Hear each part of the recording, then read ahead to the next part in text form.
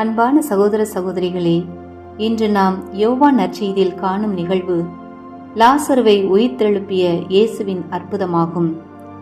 இந்த பகுதி நமக்கு இயேசுவின் அன்பும் அதிகாரமும் உயிரின் ஆண்டவருமாகிய அவரின் மகிமையை பற்றியும் சொல்கிறது. பெத்தானியாவில் மரியா, மார்த்தா என்ற இரு சகோதரிகள் இருந்தார்கள். அவர்களின் சகோதரன் லாசர் நோயுற்றான். அவர்கள் இயேசுவிடம் செய்தி அனுப்பினர். ஆனால் இயேசு உடனே வரவில்லை. சில நாட்கள் கழித்து வந்தபோது லாசர் ஏற்கனவே இறந்து 4 நாள் ஆகிவிட்டது. மார்த்தா இயேசுவிடம் வந்து, ஆண்டவரே, நீங்கள் இங்கே இருந்திருந்தால் என் சகோதரன் இறந்திருக்க மாட்டான் என்று சொன்னார். அப்போது இயேசு கூறினார், நான் உயிர் தெழுதலும் வாழ்வுமாய் இருக்கிறேன். என்னை விசுவசிப்பவன் இறந்தாலும் வாழ்வான். பிறகு இயேசு லாசர் அடக்கம் செய்யப்பட்ட கல்லறைக்கு சென்றார். அங்கே இயேசு அழுதார். அது அவருடைய அன்பை காட்டுகிறது. பின்னர் கல்லறையின் கல்லை அகற்றச் சொன்னார். ஓர் ஊரில் வயதான தம்பதியினர் தங்கள் மகன் இறப்பிற்கு பிறகு மிகவும் வருத்தத்தில் இருந்தனர்.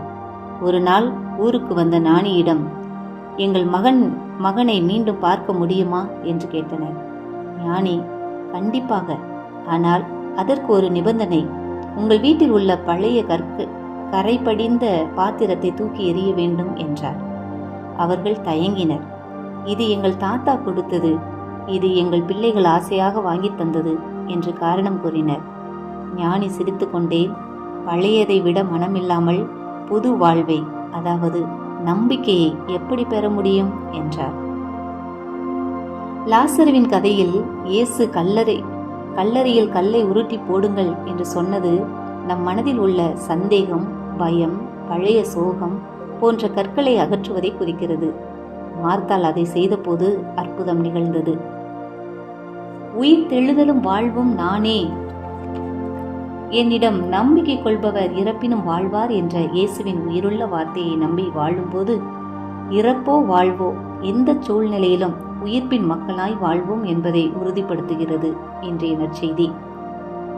அன்றாட வாழ்வில் தற்பெருமை, ஜாதி, சமயவெறி, பண பேராசை, பதவி மோகம் போன்ற சாவின் சக்திகளால் நாம் இறந்து போனவர்களாகவே வாழ்கிறோம்.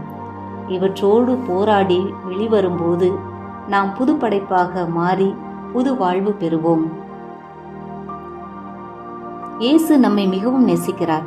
மனிதர்களால் முடியாததை இயேசுவால் செய்ய முடியும். இயேசு உயிரின் ஆண்டவர். அவரில் விசுவாசம் வைத்தால் நமக்கு நம்பிக்கை கிடைக்கும். தாமதமாக இருந்தாலும் தேவனுடைய செயல் எப்போதும் சரியான நேரத்தில் நடக்கும்.